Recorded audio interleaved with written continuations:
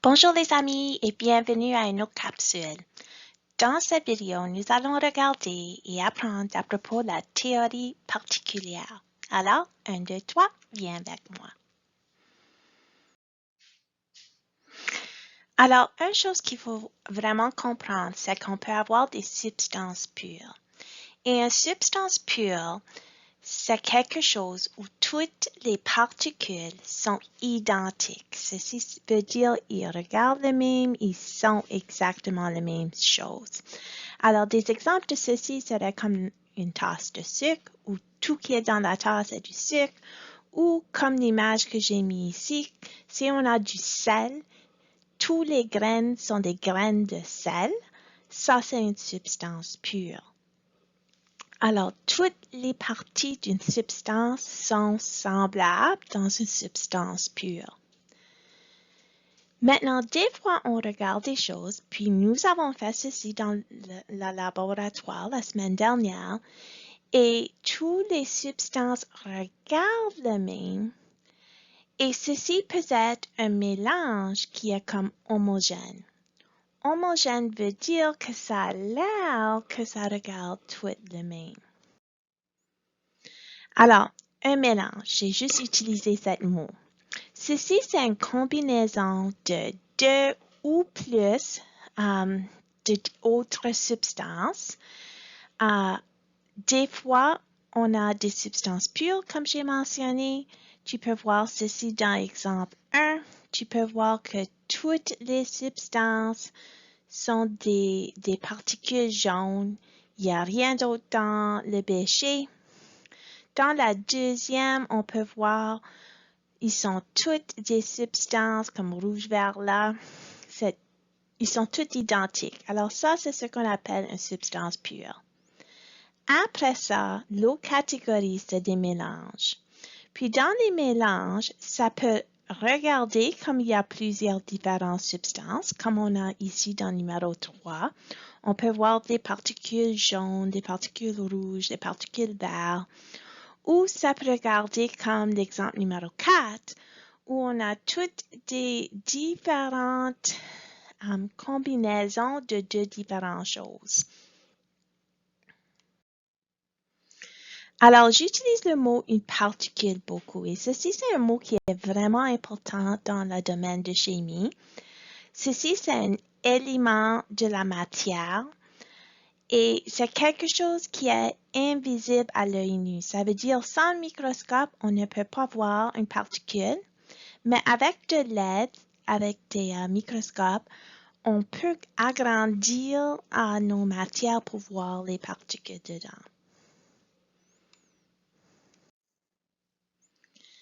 Alors cette semaine, nous allons parler de les trois états de la matière. Puis on les a nommés solide, liquide et gaz. Et on va réviser un petit peu les faits que vous devrez savoir de ces trois états de matière. Un solide, les particules sont vraiment proches ensemble. Ils sont ce qu'on appelle entassés. Ça veut dire un à côté de l'autre. J'ai un chien qui tire sur la corde de mes écouteurs. Il veut jouer. Plus tard, Bear. Et avec un solide, toutes les particules sont coincées ensemble. Ils sont vraiment rigides, puis ils sont dans un ordre parce qu'ils sont un à côté de l'autre. Tu peux voir, il n'y a pas beaucoup d'espace entre les particules. Alors, les particules ne peuvent pas vraiment aller quelque part, mais les particules sont toujours en mouvement. Dans un solide, les particules vibrent, ils tournent sur place. Mais il ne peut pas voyager loin de sa place où se stationner. Mais on dit qu'ils bougent toujours, ils sont toujours en mouvement. Ça, c'est un fait vraiment important de savoir. Dans un liquide, c'est comme un état dans le milieu. Tu peux voir qu'on commence à avoir un petit peu plus d'espace entre les particules et ceci, c'est un fait important parce que si on renverse un liquide dans un contenant, ça va être capable de prendre la forme de le contenant. Alors, si tu mets l'eau dans une vase circulaire, l'eau va prendre la forme d'un cercle. Et si la base a une forme différente, comme un carré, le liquide va remplir le carré. C'est à cause de la force gravitationnelle qui tire sur les particules. La force gravitationnelle nous tire vers la Terre en bas. Alors, s'il y a l'espace entre les particules, cette force peut tirer sur les particules pour les rendre plus en bas. Et le niveau en haut va être plat. Alors, ça, c'est pourquoi nos liquides veulent se rendre à un niveau plat. Avec le gaz, on peut voir que c'est beaucoup plus désorganisé. Ils ne sont pas dans des rangées, ils ne sont pas dans des lignes. On souvent voit les images d'un gaz avec des flèches. On utilise les flèches dans les dessins scientifiques pour démontrer du mouvement. Alors, quand on voit les gros flèches là sur le dessin de gaz, ça nous dit que les particules bougent vraiment vite. Ils vont partout. Ils vont même se frapper et continuer de bouger. Et ça, c'est pourquoi les gaz sont vraiment réactifs. C'est parce qu'avec tout le mouvement, il y a beaucoup de chances qu'ils vont frapper une autre particule puis qu'on va avoir une réaction. Une autre chose vraiment intéressante avec les gaz, c'est que ça va grandir pour remplir le contenant que tu mets dedans. Alors, si j'ouvre une bouteille de parfum, ou si quelqu'un dans le corridor met un petit peu de Axe Cologne ou quelque chose comme ça, on sait que tout le long de la corridor, on va avoir des personnes qui disent « Ah, madame, quelqu'un a mis du Axe Cologne. » C'est parce que le gaz va continuer à bouger, frapper chacun, continuer de voyager vraiment et ça va remplir toute la corridor parce que la corridor, c'est le contenant pour ce gaz. Alors oui, ça c'est une forme qui arrive seulement avec les gaz que ça va remplir le contenant qu'on le met dedans. Et ça c'est pourquoi on peut prendre beaucoup de gaz, puis on peut avec du force et du pression, on peut pousser les particules ensemble, puis mettre un gaz dans un contenant. Et ça c'est pourquoi on peut avoir des bouteilles comme du fixatif pour les cheveux, hairspray. Des autres choses comme on peut mettre l'oxygène dans des bouteilles à l'hôpital. C'est parce que avec du pression, avec de l'énergie et une force, on peut pousser les particules ensemble, enlever cet espace qui est entre les particules d'un gaz. Mais comme on a discuté en classe, les particules d'un gaz veulent se séparer. Alors ça, c'est pourquoi il faut faire attention avec les contenants et c'est pourquoi on va avoir des symboles pour du gaz comprimé. Et je sais que moi, je dessine pas bien, mais vous vous rappelez qu'on avait appris un petit symbole pour ça. Alors, voilà nos 3 états de matière. Juste pour réviser encore, les particules dans les gaz sont vraiment éloignées. Ça veut dire qu'ils sont séparés. Il y a d'espace entre les particules. Ils se déplacent beaucoup. Puis les forces entre les particules sont faibles. Ça veut dire que on peut facilement prendre une particule pour faire une réaction.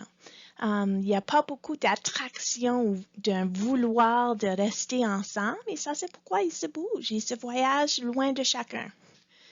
Avec les liquides, comme j'ai dit, c'est un état dans le milieu. On dit que les particules sont peu espacées, ça veut dire qu'il y a un petit peu d'espace, mais c'est pas gros espace comme les gaz. Il y a de la mouvement assez libre. Comme j'ai discuté avec la force gravitationnelle, les liquides veulent se rendre à un niveau bas. Alors, il peut glisser, il peut se distancer un petit peu. C'est comme une danse où il peut bouger un petit peu pour glisser autour de l'un l'autre. Et c'est pourquoi les liquides s'écoulent. Les particules dans un solide sont entassés, ils sont proches, c'est comme les amis dans ma classe titulaire où on a 29 élèves dans une petite classe. J'ai pas beaucoup de choses que je peux faire, mais de mettre toutes les pupitres ensemble dans un rangée. Alors, les particules sont bout à bout, un à côté de l'autre, et dans des rangées pour être organisées. parce que ça, il ne peut pas bouger loin, mais comme tel, juste comme les élèves de ma classe titulaire, il vibre, il tourne sur place, il peut tourner derrière eux, parler avec un ami, mais il ne va pas loin.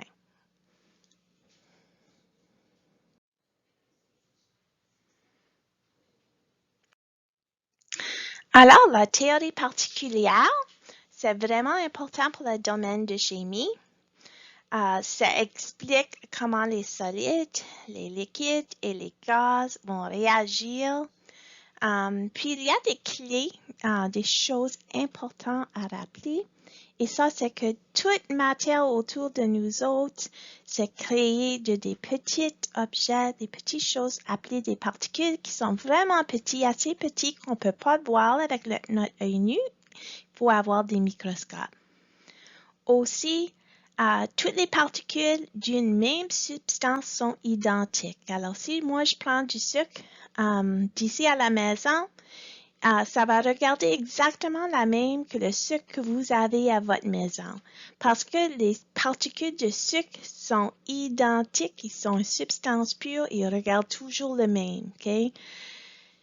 Les particules sont toujours en mouvement.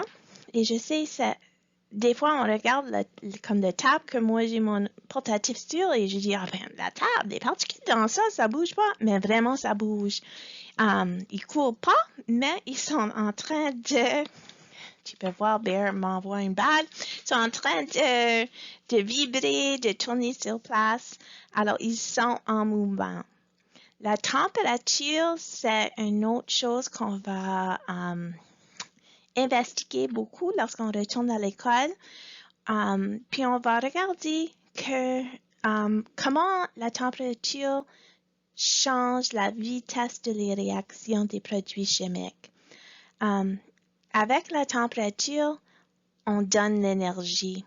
Puis cette énergie va influencer le mouvement de les particules. Alors ça, c'est tout un domaine de chimie qui est vraiment intéressant. Puis on va faire des investigations avec ça lorsqu'on retourne à l'école. 5, les particules sont soumises à des forces d'attraction. Les particules dans un solide veulent rester ensemble. Il y a une grosse force d'attraction. Ça, c'est pourquoi ils restent ensemble. Et les liquides aussi ont une force entre eux, mais c'est peut-être un petit peu moins qu'un solide. 6, il y a des espaces entre les particules. Si on peut manipuler ça, on peut faire des produits. Et ça, c'est pourquoi on peut mettre l'oxygène dans des contenants pour garder à l'hôpital pour les personnes qui ont difficulté à respirer. C'est pourquoi on peut mettre de la fixatif pour les cheveux, hairspray dans une bouteille puis de vendre. Alors, il y a tout un domaine de science qui utilise tous ces 6 clés sur la théorie particulière. Alors, j'espère que ceci a vous aidé à comprendre mieux la théorie particulière. On commence juste à apprendre ceci. Comme j'ai dit, c'est un gros domaine de chimie que moi, j'adore. Je suis vraiment excitée. Et lorsqu'on retourne à l'école, je vais vous montrer plusieurs différentes enquêtes qu'on peut faire ensemble. N'hésitez pas de m'envoyer un message si vous avez besoin de plus d'explications. À la prochaine, mes amis. Au revoir.